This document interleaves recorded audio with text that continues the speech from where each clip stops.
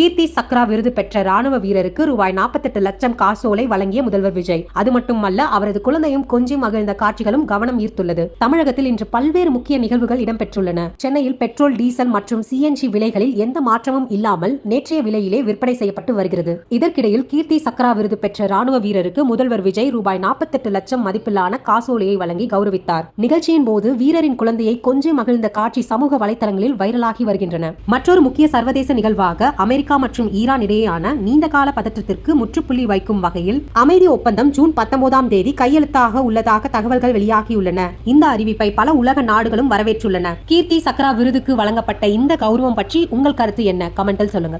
கீர்த்தி சக்ரா விருது பெற்ற ராணுவ வீரருக்கு ரூபாய் 48 லட்சம் காசோலை வழங்கிய முதல்வர் விஜய். அது மட்டுமல்ல, அவரது குழந்தையும் கொஞ்சி மகிழ்ந்த காட்சிகளும் கவனம் ஈர்த்துள்ளது. தமிழகத்தில் இன்று பல்வேறு முக்கிய நிகழ்வுகள் இடம்பெற்றுள்ளன. சென்னையில் பெட்ரோல், டீசல் மற்றும் சிஎன்ஜி விலைகளில் எந்த மாற்றமும் இல்லாமல் நேற்றைய விலையிலே விற்பனை செய்யப்பட்டு வருகிறது. இதற்கிடையில் கீர்த்தி சக்ரா விருது பெற்ற ராணுவ வீரருக்கு முதல்வர் விஜய் ரூபாய் 48 லட்சம் மதிப்பிலான காசோலையை வழங்கி கௌரவித்தார். நிகழ்ச்சியின் போது வீரரின் குழந்தையை கொஞ்சி மகிழ்ந்த காட்சி சமூக வலைதளங்களில் வைரலாகி வருகின்றன. மற்றொரு முக்கிய சர்வதேச நிகழ்வாக அமெரிக்கா மற்றும் ஈரான் இடையேயான நீண்டகால பதற்றத்திற்கு முற்றுப்புள்ளி வைக்கும் வகையில் அமைதி ஒப்பந்தம் ஜூன் 19ஆம் தேதி கையெழுத்தாக உள்ளதாக தகவல்கள் வெளியாகியுள்ளன. இந்த அறிவிப்பை பல உலக நாடுகளும் வரவேற்றுள்ளன. கீர்த்தி சக்ரா விருதுக்கு வழங்கப்பட்ட இந்த கௌரவம் பற்றி உங்கள் கருத்து என்ன? கமெண்டில் சொல்லுங்க.